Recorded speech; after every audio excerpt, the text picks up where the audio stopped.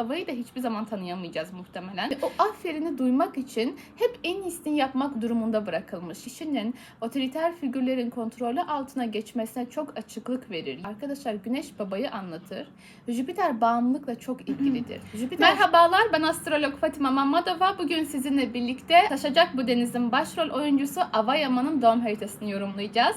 Hem sizden çok fazla istek vardı hem de ben de zaten merak ediyordum. Çünkü diziyi izliyorum. Ava'nın röportajlarını görüyorum. Kendine has bir karakteri var. Ama haritasına baktığımda çok şaşırdım. Yani hiç beklemiyordum desem yeridir. Yani her şeyi beklerdim. Bu kadar dolu bir akrep enerjisi, akrep etkisi beklemezdim.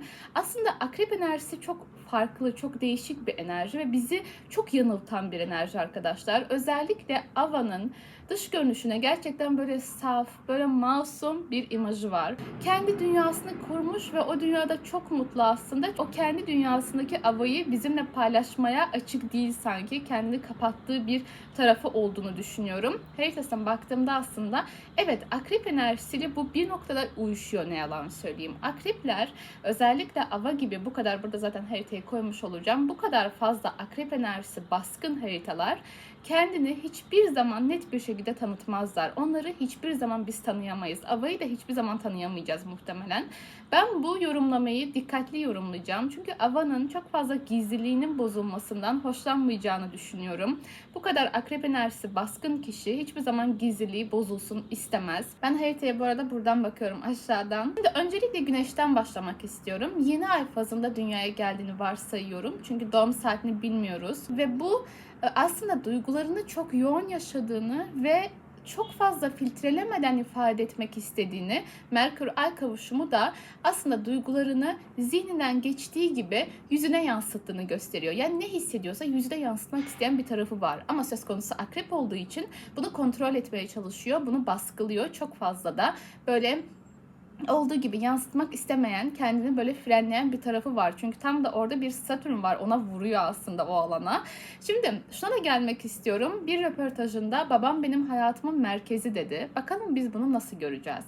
İlk dikkatimi çeken şey zaten Güneş-Jüpiter kavuşumu. Arkadaşlar Güneş babayı anlatır. Jüpiter bağımlılıkla çok ilgilidir. Jüpiter şansın, bolluğun, bereketi gezegen. Her zaman övdüğümüz, hep iyi anlamda ifade ettiğimiz gezegen bağımlılık temasını çok fazla kendi içinde gölge yönünde barındırır. Ve kişi Güneş-Jüpiter kavuşumuyla dünyaya geldiği zaman babasını abartmaya, onu çok fazla idealize etmeye, onu büyük görmeye, onun verdiği eğitimi, onun ideolojilerini, onun bakış açısını çok fazla kendi karakterine yansıtmaya, kendi içine almaya eğilimlidir. Çünkü ayın da güneşe doğru gittiğini düşünürsek onun ruhuna işleyen de bir tarafı var aslında. Evet, bunun avantajları var mı? Tabii ki var. Bu hep negatif bir şey değildir. Güneş-Jüpiter kavuşumunun birçok ben pozitif anlamda sayarım. Hem maddi zenginlik hem manevi zenginlik. Babasının da çok derin ve manevi yönünün güçlü olduğunu ifade eden birçok göstergeler var. Ama aynı zamanda doğum saatini bilmesem de ay güneşin üzerine gidiyor. Yani ay yanmaya gidiyor ve bu kadın haritası için çok negatif bir durumdur. Ayın güneş tarafından yakılmış olması. Çünkü ay kadındır, güneş otoriter figürdür. Yani kişinin otoriter figürlerin kontrolü altına geçmesine çok açıklık verir. Yani bir haritada Güneş-Venüs kavuşumu ne kadar bir kadın için kötüyse Güneş-Ay kavuşumu da pek iyi sayılmayan bir kavuşumdur aslında. Bu aynı zamanda annesi hakkında da bize bilgi verir. Annesinin de bir takım otoriter figürlerin belki babasının, belki annesinin babası tarafından ya da eşi tarafından çok fazla kontrol altında tutulduğunu gösteren bir göstergelerden biridir aslında. Ava'nın kendi iç dünyası çok karmaşık, çok krizli. Hayatında bir kriz yoksa kendi o krizi yaratır ve bundan beslenir.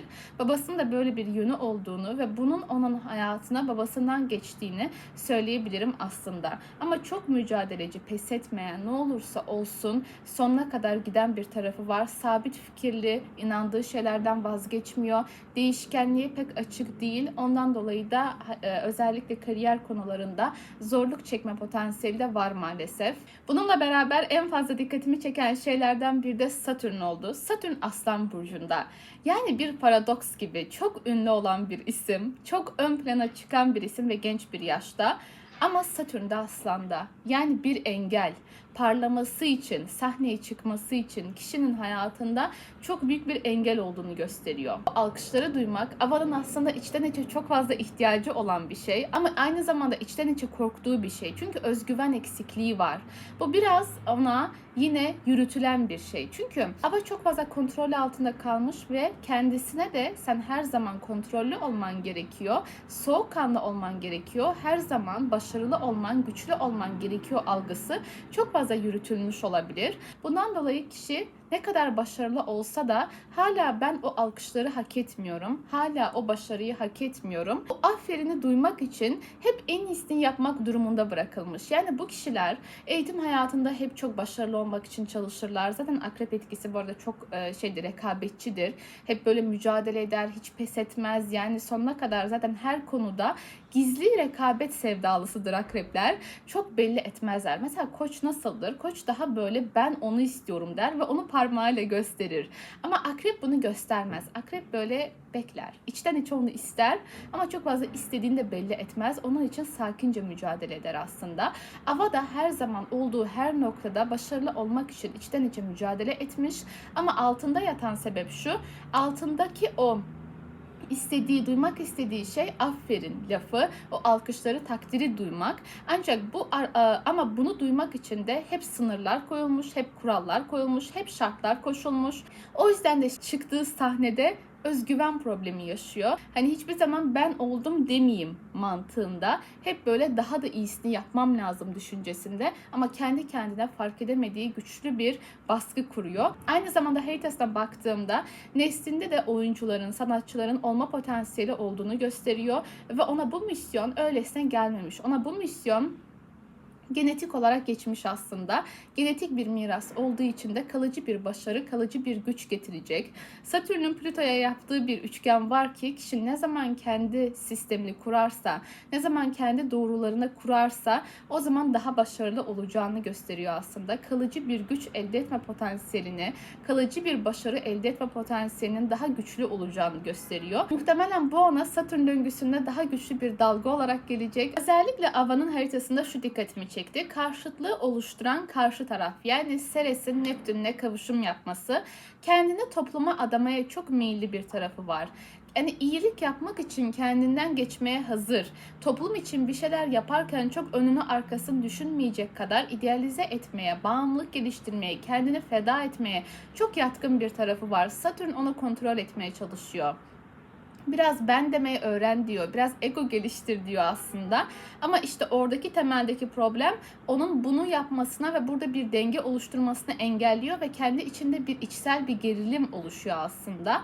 Ve kendinden ne kadar verdikçe hep böyle bir az veriyormuş gibi bir hissiyat oluşuyor kendi içinde. Bunu dengelemekte de zorlanıyor, ne yalan söyleyeyim, haritasından baktığımda. Ama bu Satürn zararda bir Satürn. Bu otoriter figürler çok da sağlam figürler değil diyebilirim aslında. Maalesef Satürn Aslan burcunu pek sevmez. Dolayısıyla burada bir probleme işaret ediyor diyebilirim. Aynı zamanda annesiyle bir gerilim, annesinden duygusal olarak tam olarak beslenememesini anlatan bir takım noktalar var. Bunu da kendi içinde hayatında bazı noktalarda mücadele ederek yaşadığını gözlemliyorum. Ve sanatla meşgul olmaktan, sanatçı olmaktan, sanatla ilgilenmekten çok fazla böyle keyif aldığını düşünüyorum bu konumdan kaynaklı. Ve bununla beraber Venüs'ü de Yay burcunda. Zaten kendisi Venüs dekanında bir akrep. Yani Venüs dekanında akrepler çok güzel olurlar zaten. Dolayısıyla da Venüs de Yay'da olduğu için oynadığı karakter yabancı ve bu ona Venüs Yay burcunda olduğunda yabancı konulardan, yurt dışıyla bağlantılı işlerden gelen başarıyı, şansı, parayı, sanatı anlatır aslında. Ve Ava'nın da oynadığı karakter yabancı bir karakter, Elenim, ve ün şöhret ona bu şekilde geldi aslında. Ne zaman ki Venüs'ü çalıştırdı, doğru bir şekilde Venüs'ü oynadı, o şekilde para, şans ve ün aslında onu buldu diyebiliriz buradan da baktığımızda. Zaten bu konum aynı zamanda çok kolay yabancı dil öğrenmeyi vesaire de verir ve Ava'nın da kendi hayatında çok fazla yabancı dil bildiğini, kendini de bu konuda geliştirdiğini ve aslında bu da onun, yani ne zaman ki bunları geliştirmiştir, ne zaman ki bu konulara odaklanmıştır, onun şansı, kısmeti daha fazla açılmıştır diyebilirim aslında. Tam olarak haritasını çalıştırdığını ama esas başarıyı ve gücü 28-30 yaş zamanında elde edeceğini düşünüyorum. Evet, Abayama'nın doğum haritası bu şekildeydi. Ben analiz ederken, anlatırken çok keyif aldım. Umarım siz de izlerken keyif almışsınızdır. Eğer bu tarzda içerikler hoşunuza gidiyorsa videoyu beğenmeyi, kanalıma abone olmayı unutmayın lütfen. Kendinize iyi bakın, hoşça kalın.